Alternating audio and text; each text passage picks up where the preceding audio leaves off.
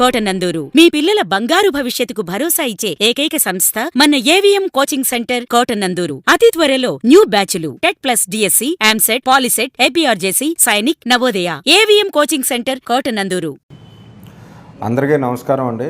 ఈ మన తూర్పుగోదావరి జిల్లా శ్రీ ఎస్ సతీష్ కుమార్ గారి ఆదేశాల మేరకు మన తుని పట్టణ పరిధిలో కూడా ఈ సంక్రాంతి సందర్భంగా ఎటువంటి కోడిపందాలు కానీ, జోదం అంటే పేకాట్లు కానీ, గుండాట్లు కానీ నిర్వహించకుండా మేము తగిన చర్యలు తీసుకుంటున్నాము. ఇవి హైకోర్టు వారు కూడా దీని మీద స్పష్టమైన ఉత్తర్వులు ఇచ్చి ఉన్నారు.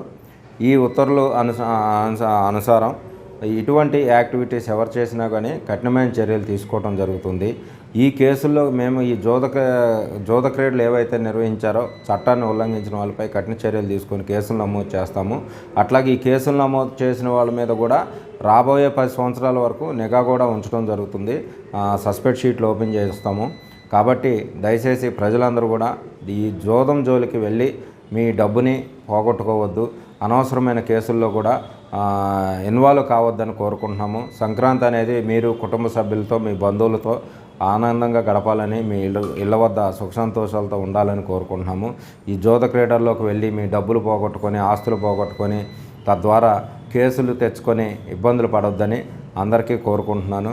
కాబట్టి ఈ హైకోర్టు ఉత్తర్వులను అనుసరించి మేము దీని మీద స్పెషల్ డ్రైవ్ కూడా టీమ్స్ ఫామ్ చేసాము. మన లిమిట్స్లో అన్ని పబ్లిసిటీ కూడా చేస్తున్నాము. ఫ్లెక్సీలు, ఆటోల ద్వారా, మైక్ ద్వారా కూడా దీని మీద ప్రజలందరికీ కూడా అవేర్నెస్ కూడా కల్పించడం జరిగింది.